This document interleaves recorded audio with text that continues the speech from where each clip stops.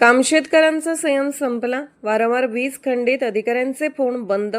शिवसेना शहर प्रमुख ज्ञानदेव कदम यांचा इशारा. कामशेत शहरात वारंवार वीज खंडित होत असल्याने नागरिक प्रचंड त्रस्त झाले आहेत. पाऊस असो वा नसो, लाईट जात असल्याने विद्यार्थी, कामगार आणि व्यापाऱ्यांचे हाल होत आहेत. विशेष म्हणजे वीज वितरणच्या अधिकाऱ्यांचे फोन बंद असल्याने नागरिकांचा संताप आणखी वाढला आहे. ही समस्या तातडीने न सोडवल्यास शिवसेना रस्त्यावर उतरून तीव्र आंदोलन करेल असा इशारा शहर प्रमुख ज्ञानदेव कदम यांनी दिला आहे. जय महाराष्ट्र. मी ज्ञानदेव काशीनाथ कदम, शहर प्रमुख शिवसेना उद्धव बाळासाहेब ठाकरे कामशेत शहर.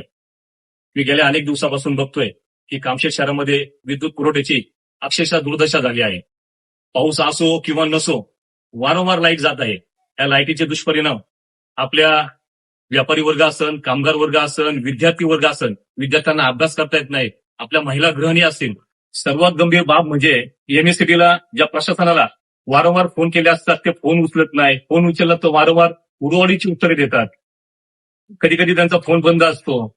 मी त्यांना शिवसेना उद्धव बाळासाहेब ठाकरे व माझ्या कामशेतच्या नागरिकांच्या वतीने, जर पूर्ववत पदावरती जर लाईट आली नाही आणि त्याचं योग्य असं तुम्ही निवारण जर केलं नाही तर मोठ्या प्रमाणामध्ये आपल्या कार्यालयावरती, आपल्या एमएससीबीवरती आम्ही आंदोलन छेडू, रस्त्यावरती उतरू. याला पूर्णत्व जबाबदार आपले एमएससीबी आणि प्रशासन असणार आहे. जय महाराष्ट्र.